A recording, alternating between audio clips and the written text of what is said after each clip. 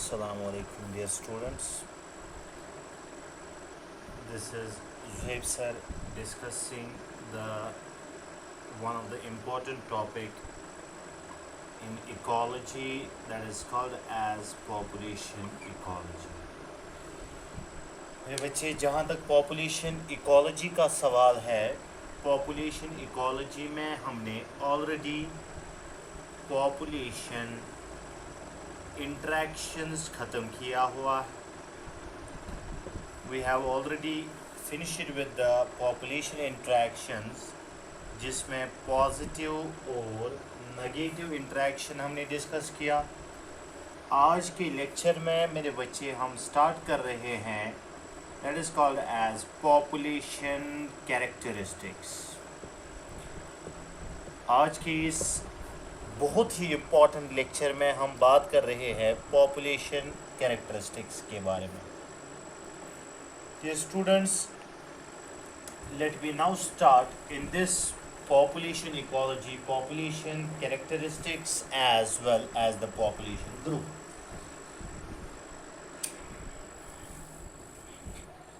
मेरे बच्चों, population characteristics को start करने से पहले let us have a very important term that is called as population. Population को कैसे define किया जाता है? मेरे बच्चे, पॉपुलेशन जो है it is a group of population is a group और collection of individuals. It is a group of individuals of same species. Already हम इकोलॉजिकल हायरार्की में ये बात बता चुके हैं. It is a group of individuals of same species that live together in a particular region. इनको population कहा जाता है. ग्रुप ऑफ इंडिविजुअल्स किसी भी स्पीशीज के, एक स्पीशीज के इंडिविजुअल्स. फॉर एग्जांपल एक रीजन है, इस रीजन में ह्यूमन बीइंग्स का क्या नंबर है, total number of human beings. Now that will be called as population. That will be called as population or human population उसको कहा जाएगा. Now simply population is group of individuals of same species that live in a particular region, that is called as population. ठीक है बेटा. इसके बाद population की definition के बाद let us see what actually population ecology means. Population ecology क्या होता है? ठीक है मेरे बच्चे, जहां तक सवाल है पॉपुलेशन इकोलॉजी का, study of populations. As you know that population जो है ये एक डायनामिक टर्म है. डायनामिक का मतलब है मेरे बच्चे ये एक चेंजिंग एंटिटी है. पॉपुलेशन इकोलॉजी क्या होता है? Study of population. पॉपुलेशंस को मेरे बच्चे अगर स्टडी किया जाएगा, study of populations, especially the population abundance. The study of populations, especially the population abundance and how they change over time. How they change over time. Populations जो है with the passage of time कैसे change हो जाएगी? This branch of biology is called as population ecology. इसी को कहा जाता है मेरे बच्चे population ecology. Remember that this population ecology studies the spatial का मतलब होता है space, spatial and temporal pattern. This population ecology studies the spatial and temporal pattern in abundance and distribution of organism. In abundance and distribution of organisms. In abundance and distribution of organisms. ठीक है बेटा. So इस subject को कहा जाता है population ecology. आगे चलते हैं मेरे बच्चे, बात करते हैं पॉपुलेशन के कैरेक्टरिस्टिक्स की. As far as the population characteristics are concerned, dear students population characteristics बताओ या पॉपुलेशन एट्रीब्यूट्स आप बताओ. It is one and the same thing. Population characteristics या पॉपुलेशन एट्रीब्यूट्स बताओ, it is one and the same thing. But always remember that जो population के characteristics या attributes को डिस्कस हम करेंगे, they are the function of whole group. मतलब ये है मेरे बच्चों कि जो भी कैरेक्टरिस्टिक्स हम पॉपुलेशन का डिस्कस करेंगे वो सारे ग्रुप का कैरेक्टर होता है, वो एक इंडिविजुअल का कैरेक्टर नहीं होता है. I repeat, all those characteristics or attributes which we are going to discuss in this population ecology, they are the characteristics of whole group, but they are not the characteristics of single individual. और मेरे बच्चे in population characteristics से क्या हो जाएगा, different populations can be compared by measuring these population characteristics. एक population ये है, दूसरी पॉपुलेशन ये है, इसका नाम P1, इसका नाम P2. अगर इन पॉपुलेशंस को बेटा आप कंपेयर करना चाहते हो तो इन दो पॉपुलेशंस को कैसे कंपेयर किया जाता है, by comparing the population characteristics or attributes. ठीक है. Now let's discuss the different population characteristics or attributes.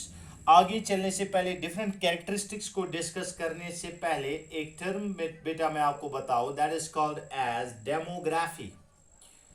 मेरे बच्चे आपने शायद इससे पहले भी डेमोग्राफी टर्म सुनी होगी. It is simple, very simple scientific study of human population. Population तो हर किसी की हो सकती है, ह्यूमंस की पॉपुलेशन, डॉग्स की पॉपुलेशन, लायंस की population. The scientific study of human population, the scientific study of human population is called as demography. मेरे बच्चे demography is actually a word which consists of two parts. Demo means people. Demo का मतलब होता है people and graphos means to write. Graphos का मतलब है, graphos means to write. So demography is actually the scientific study of human population. आगे चलते हैं मेरे बच्चे. Let's now discuss the population attributes या characters. And now let's discuss the first character of population. अब ध्यान से सुनना मेरे बच्चे, एग्जाम में जरूरी पॉपुलेशन इकोलॉजी से सवाल आएगा, चाहे वो पॉपुलेशन कैरेक्टरिस्टिक्स या ग्रोथ से आ जाए, कैरेक्टरिस्टिक्स से आ जाए या इंटरेक्शन से आ जाए. Let's discuss the first and foremost important character of population, that is called as population density. सबसे पहला कैरेक्टर जो है मेरे बच्चे, that is the population density. population density क्या होता है? population density को समझने के लिए आपको पता होना चाहिए size of the population. मेरे बच्चे किसी भी पॉपुलेशन का साइज, या साइज का मतलब है number, the number of population at any period of time, it is denoted by n. That means population size जो होता है इसको n से डिनोट किया जाता है. नाउ पॉपुलेशन डेंसिटी क्या होता है? The size of the population, size of the population को क्या है, इसको रिप्रेजेंट किया जाता है in terms of density. The size of the population is generally represented in terms of density. तो क्या होता है population density? It is the number of individuals. Population density is the number of individuals, या मैं बताऊं बेटा total, it is the total number of individuals per unit area or volume. It is the total number of individuals per unit area or volume at a given time. मेरे बच्चे आप simple सी language में बता सकते हो, population total number of individuals, that is actually the population size, it is denoted by n. लेकिन size को represent किया जाता है in terms of density. When we are discussing the density, we are concerned actually the area colonized by the total individuals. So पहला जो है बेटा population density is actually the total number of individuals, कितने individuals है per unit area में या volume में at a given time. Volume usually consider किया जाता है in terms of unicellular organisms. ठीक है, this is actually the population density. मेरे बच्चे पॉपुलेशन डेंसिटी दो टाइप्स का होता है. This is beyond the level of your बेटा books. One population density is of two types. One is called as crude density and another one is called as specific density. So first one it is called as crude density, another one is called as specific density. Now crude density is the density per unit total space. Density per unit total space is called as crude density, while specific density is the density, और मैं बताऊं बेटा, it is the actual space colonized. It is the actual space colonized by population. We call it as specific density. मेरे बच्चे crude density और specific density को मैं आपको एक सिंपल एग्जाम्पल से समझाऊंगा. आप समझो ये एक रूम है बेटा. इस रूम का एरिया है 10 मीटर स्क्वायर. ठीक है बेटा. इस रूम में दो टाइप्स ऑफ डेंसिटी पाई जाएंगी, एक क्रूड डेंसिटी, एक specific density. For example this room contains 1 2 3 4 5 6 individuals. ठीक है बेटा. सो क्रूड डेंसिटी में आप कैसे निकालोगे crude density? The total number of individuals 6.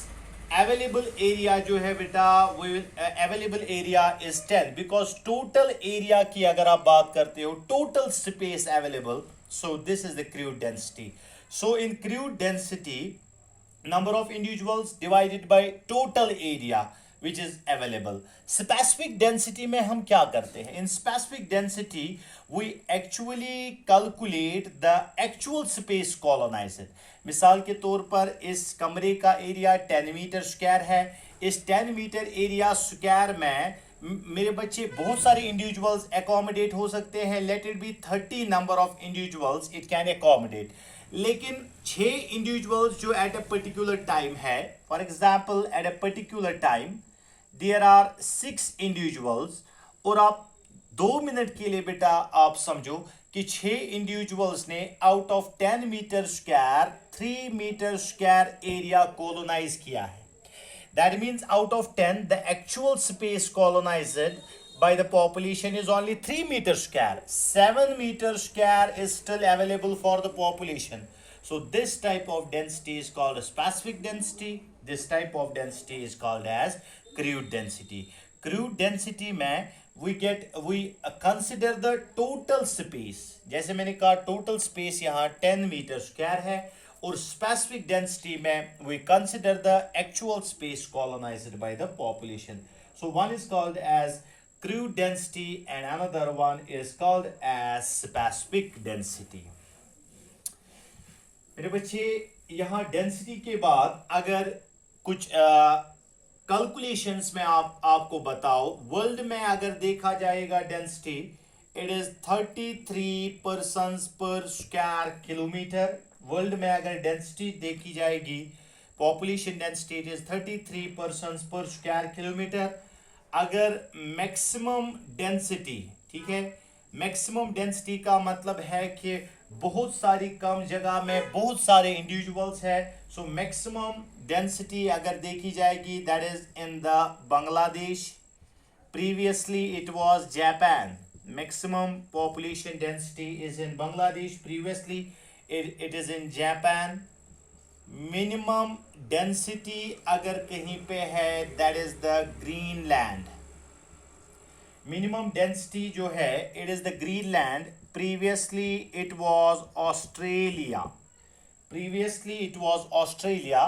Greenland में देयर आर 15 पर्सन्स पर square kilometre. In their maximum population densities in Bangladesh. This is just for general knowledge purpose. ठीक है बेटा? So this is what we stand for population density. Population density के बाद एक और character की बात करते हैं. Let us discuss the character number 2. That is called as natality. मेरे बच्चे नेक्स्ट वाले कैरेक्टर की बात करते हैं. That is called as natality. सबसे पहली बात, नेटैलिटी क्या होता है?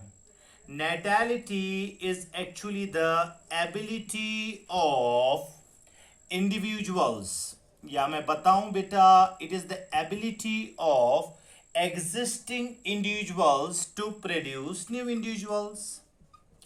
It is the ability of existing individuals to produce new individuals. That process is called as natality. मेरे बच्चे, natality जो है इसको हम कैलकुलेट करते हैं in the form of natality rate. natality को हम कैलकुलेट करते हैं in the form of natality rate, or we also called it as birth rate in humans. Natality rate को कहा जाता है birth rate in case of human population. तो मेरे बच्चे, birth rate क्या होता है? अब बात करते हैं birth rate की. Now birth rate is very simple. birth rate, जब भी आप टर्म रेट का देखते हो बेटा, टर्म रेट आप यूज करोगे, इसका मतलब होता है बेटा time. birth rate is number of births in a year. birth rate का मतलब है number of births in a year divided by population. एक साल में कितने births हो गए बेटा, डिवाइड करो उसमें पॉपुलेशन साइज कितना है. we called it as birth rate. मेरे बच्चे, as far as this birth rate is concerned, या natality की बात करते हैं. natality is simply the ability to produce new individuals. जब बात बेटा natality की करते हैं, मैं बहुत इंपॉर्टेंट चीजें इस चैप्टर में अब पढ़ाने जा रहा हूं. natality दो टाइप्स का होता है. now first type of natality, it is called as maximum natality. Natality दो टाइप्स का होता है. पहला जो है बेटा, that is called as maximum natality. It is also called as absolute natality. It is also called as physiological natality. very very important point, dear students. Natality is of two types. First one is called maximum natality. It is also called as absolute और physiological natality. क्या होता है बेटा? It is actually the maximum production.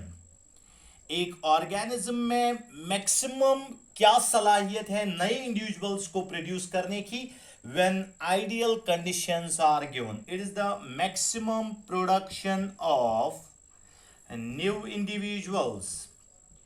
It is the maximum production of new individuals under ideal environmental conditions, जो कि मेरे बच्चे realistic condition में possible नहीं होता है.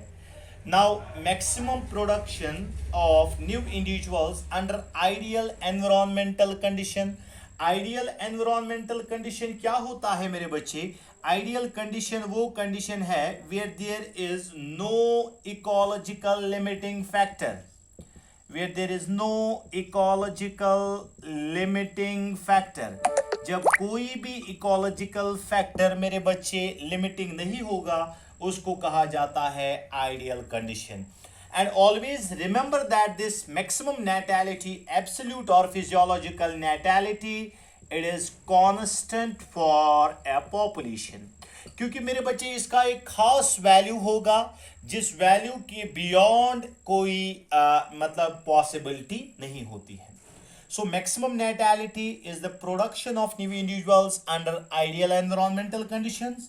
आइडियल कंडीशंस जहां कोई भी इकोलॉजिकल फैक्टर लिमिटिंग नहीं होगा, मतलब किसी चीज की कमी नहीं होगी, जो कि बेटा रियलिस्टिक कंडीशंस में पॉसिबल नहीं होता है. This is the first, that is maximum natality. The second type of natality is called as realized, or we called it as ecological natality. I hope कि बेटा आपको ऑलरेडी समझ चुके होंगे, आप इस बात को समझ चुके होंगे कि रियलाइज्ड या इकोलॉजिकल नेटैलिटी क्या होता है. It is actually increase in the number of individuals.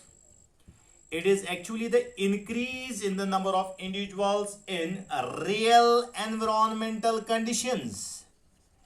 It is actually the increase in the number of individuals in actual बताओ या real बताओ, real environmental conditions में increase in the number of individuals या birth rate या बताओ बेटा natality क्या है रियल एनवायरमेंटल कंडीशंस में. इसको कहा जाता है बेटा रियलाइज्ड और ecological natality. Always remember that this realized natality is not constant. Realized natality का वैल्यू कभी भी कांस्टेंट नहीं होगा, बट इट वेरी विथ किसके साथ ये वेरी करेगा? साइज ऑफ द पॉपुलेशन पे डिपेंड करेगा. साइज ऑफ द पॉपुलेशन क्या होगा? एज ऑफ द पॉपुलेशन के ऊपर डिपेंड करेगा, कंपोजिशन के ऊपर डिपेंड करेगा. In fact it depends on the physical factors as well. मेरे बच्चे डिपेंड करेगा उस टाइम एनवायरमेंटल कंडीशंस क्या होगी. This is what we called as ecological और we called as realised natality. मेरे बच्चे नेटैलिटी के बाद हम एक और कैरेक्टर डिस्कस करने जा रहे हैं. Let us discuss the another one that is called as mortality. Natality या birth rate के बाद another point हम discuss करने जा रहे हैं एक और character that is called as mortality. Mortality क्या होता है? It simply refers to the death of individuals in a population. Death of individuals in a population, it is called as mortality. Natality का मतलब है नए इंडिविजुअल्स का बनना. Mortality का मतलब है इंडिविजुअल्स का डिक्रीज होना. नेटैलिटी की वजह से पॉपुलेशन का साइज इंक्रीज होता है, मोर्टैलिटी की वजह से पॉपुलेशन का साइज डिक्रीज होता है. So it simply refers to the death of individuals in a population. It is called as mortality. Mortality को सिंपली कहा जाता है बेटा डेथ रेट. जैसे वहां था बेटा बर्थ रेट, यहां death rate. And death rate is number of deaths in a year divided by population. Number of deaths in a year divided by population, it is called as death rate. मेरे बच्चे फिर से बात करेंगे वही mortality दो types का होता है. नाउ वहां पे था बेटा मैक्सिमम नेटैलिटी, यहां मैक्सिमम मोर्टैलिटी नहीं है मेरे बच्चे, यहां होगा मिनिमम मोर्टैलिटी. वहां मैक्सिमम मोर्टैलिटी था, यहां पे है बेटा मिनिमम मोर्टैलिटी. और दूसरा टाइप ऑफ मोर्टैलिटी जो है that is called as realised और इकोलॉजिकल मोर्टैलिटी. वहां मैक्सिमम नेटैलिटी था, यहां मिनिमम मोर्टैलिटी है. क्या होता है बेटा minimum mortality? It is actually the loss of individuals या death of individuals under ideal environmental conditions. मेरे बच्चे चाहे कोई डिजीज ना आए, चाहे कोई एनवायरमेंटल कैटास्ट्रॉफ ना आए मेरे बच्चे, तब भी एक ऑर्गेनिज्म जिसका लाइफ स्पैन खत्म हो जाएगा उसकी डेथ हो जाएगी. चाहे आप कितनी भी आइडियल कंडीशंस प्रोवाइड करोगे, एक पॉपुलेशन को जो मिनिमम इंडिविजुअल्स को मरना ही मरना है जिनका लाइफ स्पैन खत्म हो जाएगा. सो आइडियल कंडीशंस में क्या डेथ रेट होगा? That is called as minimum mortality. लेकिन रियलाइज्ड मोर्टैलिटी क्या है? It is actually the loss of individuals. It is actually the loss of individuals under under real environmental conditions. Reality में कितने individuals की death हो जाएंगी, इसको कहा जाता है बेटा रियलाइज्ड मोर्टैलिटी, या वो लॉस ऑफ इंडिविजुअल्स जो हो जाएगा in given environmental condition, that is called as realized mortality. इसका वैल्यू, मिनिमम मोर्टेलिटी का वैल्यू कांस्टेंट होगा, रियलाइज्ड मोर्टेलिटी वैरी करेगा, ये कभी ज़्यादा भी हो सकता है, कभी कम भी हो सकता है। सो डियर स्टूडेंट्स, हमने बात की नेटैलिटी की, हमने बात की मोर्टेलिटी की, ठीक है। These are some characteristics. यहाँ बेटा मुझे एक पॉपुलेशन के रिलेटेड आपको बताना है कि in a population it is not important how many members die, rather it is important how many members survive. So बेटा एक टर्म है जिसको कहा जाता है सर्वाइवरशिप कर्व। एक कर्व होता है बेटा, एक ग्राफ होता है, इस ग्राफ को कहा जाता है सर्वाइवरशिप कर्व, या इसके लिए बेटा एक दूसरी टर्म है, that term is called as life table. चाहे आप बेटा इसको सर्वाइवरशिप कर्व बताओ, चाहे आप इसको लाइफ टेबल बताओ। Now what about the survivorship curve और लाइफ टेबल? क्या होता है बेटा सर्वाइवरशिप कर्व या लाइफ टेबल? मेरे बच्चे, अगर एक ऑर्गेनिज्म, एक पॉपुलेशन में दो चीजें होती है, कुछ मेंबर्स की बेटा डेथ होती है, कुछ मेंबर्स पॉपुलेशन में सरवाइव करते हैं। इंपॉर्टेंट ये नहीं है मेरे बच्चे कि कितने इंडिविजुअल्स की डेथ हो गई, इंपॉर्टेंट ये है कि कितने इंडिविजुअल्स ने सरवाइव किया। More important is how many members survive rather than how many members died. ठीक है बेटा, अब सर्वाइवरशिप करो या लाइफ टेबल क्या होता है? सर्वाइवरशिप करो या लाइफ टेबल क्या होता है मेरे बच्चे? बहुत ही इंपॉर्टेंट, जो किताब से समझ नहीं आएगा। इंफॉर्मेशन, मैं इधर लिखूंगा बेटा, information of death and survival of A population. एक पॉपुलेशन का डेथ और सर्वाइवर का इंफॉर्मेशन दिखाना with respect to age is represented in the form of table. This table is called as life table or we call it as survivorship curve.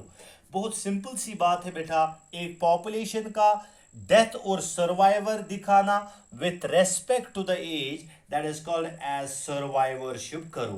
बेटे इस survivorship curve में क्या होता है?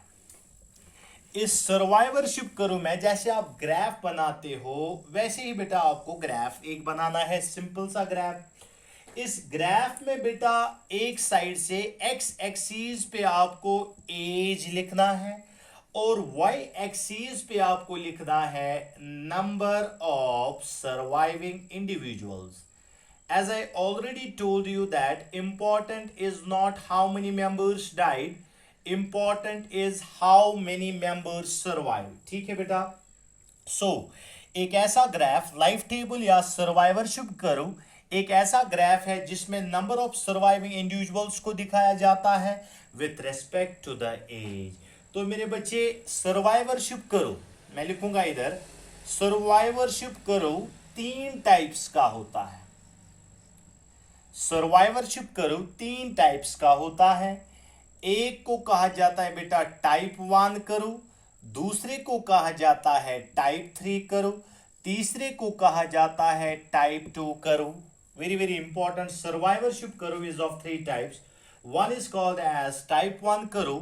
टाइप 1 कर्व जो है इसका दूसरा नाम है हाईली कन्वेक्स कर्व। ठीक है। टाइप 3 जो है इसका दूसरा नाम है highly concave curve. I repeat, survivorship curve 3 types का होता है। One is called as highly convex curve, another one is called as highly concave curve, और ये बेटा टाइप 2 जो होता है it is an intermediate between type 1 and type 3। So let me draw the 3 types of survivorship curve. Highly convex curve या type 1 curve बेटा ऐसे होता है। This is the type 1 curve. Type 1 curve जो है इसको दूसरा नाम है हाईली कन्वेक्स करूं, हाईली कन्वेक्स करूं। बेटा अगर आप इस ग्राफ को देखोगे, इस ग्राफ में आपको ये चीज अंडरस्टैंड हो रहा है, नीचे से एज है, यहां से सर्वाइविंग इंडिविजुअल्स। आप देखो बेटा, नंबर ऑफ सर्वाइविंग इंडिविजुअल्स, ठीक है, number of surviving individuals remain constant, constant. जितना जितना एज बढ़ जाएगा number of surviving individuals same रहता है बेटा। लेकिन जब एज इंक्रीज होता है, eight the end of the life span, जब एज इंक्रीज होता है, इस हाईली कन्वेक्स कर्व में क्या होता है बेटा, ग्राफ सीधा नीचे की तरफ आता है। इस ग्राफ का ये मतलब है कि हाईली कन्वेक्स कर्व का मतलब ये है, there is very low mortality rate, there is very low mortality rate, या मैं बताऊं बेटा, very low mortality rate, death rate up to the end of lifespan, up to the end of lifespan। Type 1 survivorship करो उन individuals में follow होता है जिनमें very low mortality rate up to the end of life span, या other तरीके से आप बता सकते हो there is high rate of mortality at the end of life span.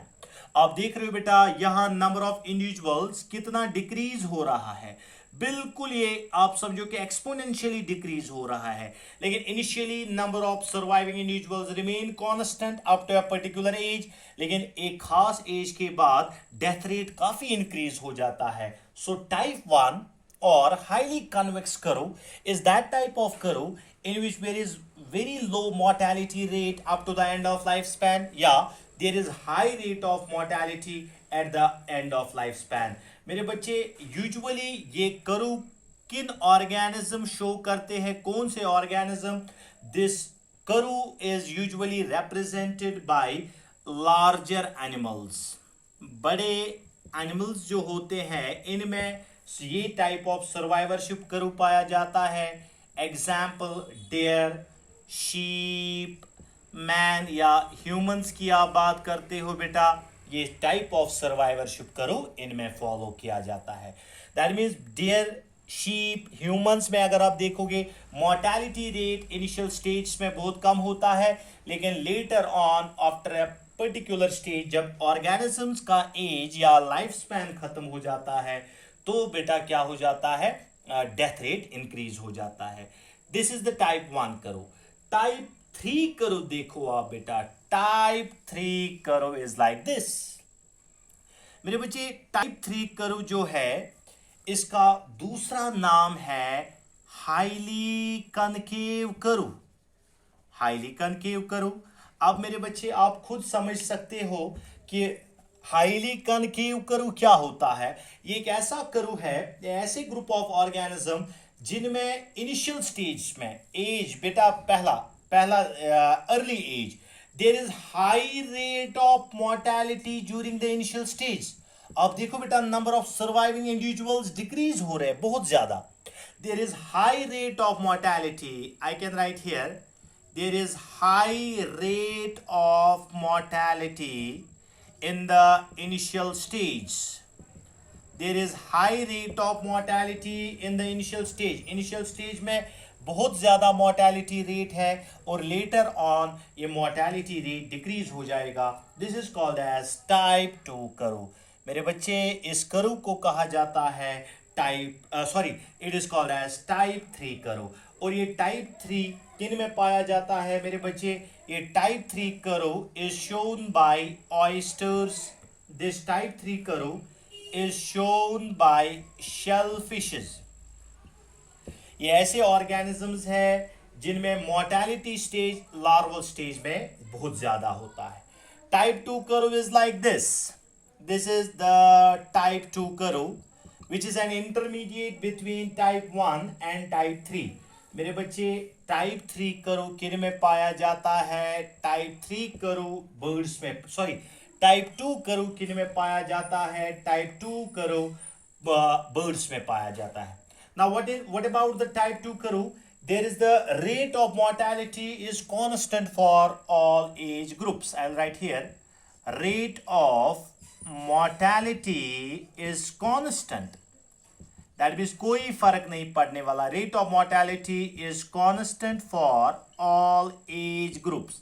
हर किसी एज ग्रुप में मोर्टेलिटी रेट जो है वो कांस्टेंट है. That is called as type 2 curve.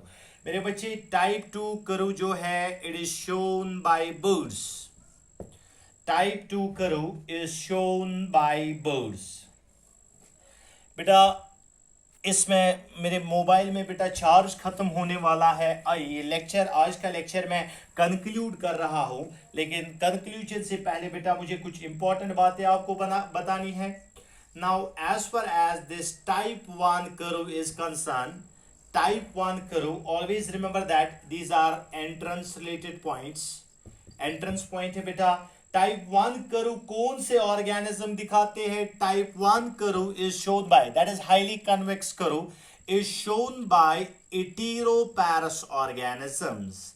मेरे बच्चे अगर आपको याद होगा sexual reproduction in flowering plants में मैंने हेटेरोपैरस आपको समझाया है. Heteroparous is synonymous to polycarpic. वो वाले ऑर्गेनिजम्स, वो वाले individuals which reproduce many times in their life cycle. organisms which reproduce many times in their life cycle, they are called as heteroparous. Type 1 is shown by heteroparous organisms. Type 3 is shown by simiparous organisms. Simiparous is synonymous to monocarpic. Plants में monocarpic कहा जाता है, animals में simiparous. यहाँ plants में polycarpic, animals में heteroparous. So type 3 is shown by simiparous organisms. Simiparous वो वाले हैं जो अपने लाइफ साइकिल में एक ही बार रिप्रोडक्शन करते हैं. मेरे बच्चे लास्ट में आज के लेक्चर के कंक्लूजन में एक बात बताऊं, 2% चार्ज है बेटा मेरे फोन में. आज के लेक्चर में बेटा लास्ट वाला पॉइंट बताओ कि बहुत ही कम इंडिविजुअल्स है, बहुत ही कम ऐसे ऑर्गेनिज्म है जो एक ही टाइप ऑफ कर्व में फिक्स होते हैं. That means usually an organism या यूजुअली एक कोई भी लिविंग ऑर्गेनिज्म जो है वो एक कर्व में कभी भी एग्जैक्टली फिट नहीं होता है. एग्जाम्पल मैं आपको बताऊं बेटा, हेरिंगुल्स जो है बेटा, अगर इस ऑर्गेनिज्म की बात करेंगे अर्ली लाइफ में, इस ऑर्गेनिज्म के अर्ली लाइफ में टाइप 3 कर्व एडजस्ट होता है. लेकिन यही ऑर्गेनिज्म की अगर एडल्ट स्टेज में बात करेंगे वो टाइप 2 कर्व फॉलो होता है. दैट मीन्स कोई भी ऐसा ऑर्गेनिज्म या बहुत ऐसे कम इंडिविजुअल्स है जो एग्जैक्टली एक कर्व में बेटा फिट होते हैं. Usually organisms follow more than one survivorship curve. ठीक है, this is all regarding some population characteristics survivorship curve मैंने आपको बताया. इंशाल्लाह नेक्स्ट लेक्चर में यही लेक्चर को आगे बढ़ाएंगे, दैट इज पॉपुलेशन कैरेक्टरिस्टिक्स या एट्रीब्यूट्स.